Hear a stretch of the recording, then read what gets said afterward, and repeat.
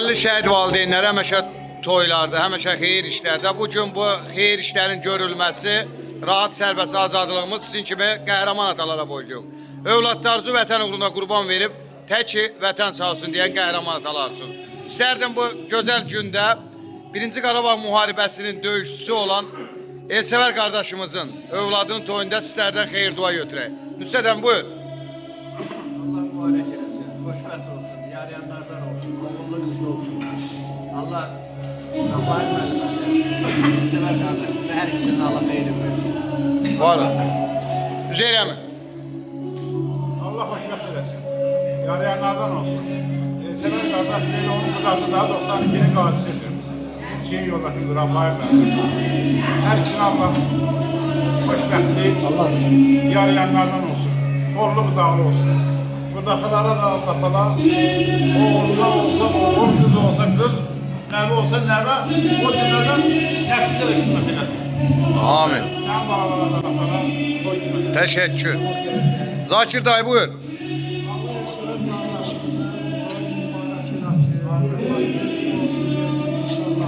Allah hər iki tərəfini xeyri versin.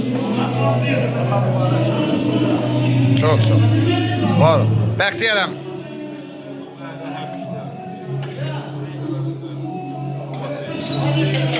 Var ol. Ağaverdi dayı. Bir aksaqqal kimi sizdən də xeyir dua götürək.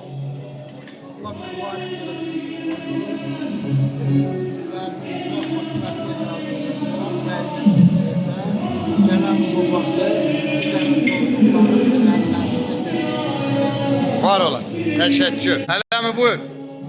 Allah xoşbəxt eləsin. Bir gün olsun. Mənim oynasınlar inşallah. Uşaq səsi gəlsin. Allah sizin evdə o nəvədən qismət eləsin. Rafədən buyur.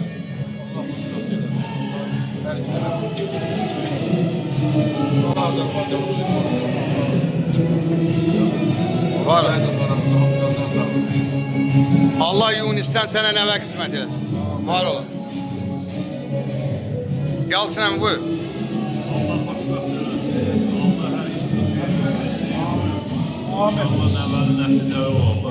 İnşallah. Hacı Mir Sultan ağanın övladı Mir Hənifə ağadan xeyir dua götürək. Buyur.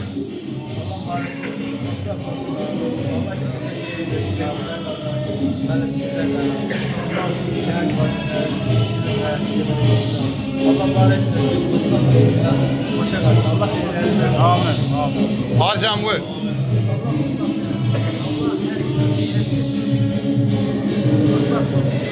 Var olasın. Erşelem buyur.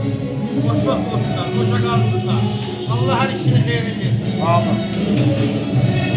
Deməli bizim değerli Elsəvər qardaşımızın qudası müəlliminə də xeyir dua götürək və gələn şəhid atalarına dilindən eşitək. Buyur.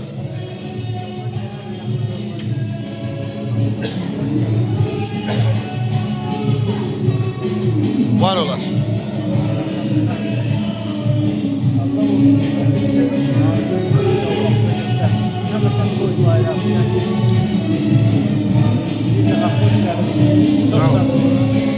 Xoşbəxt olsunlar.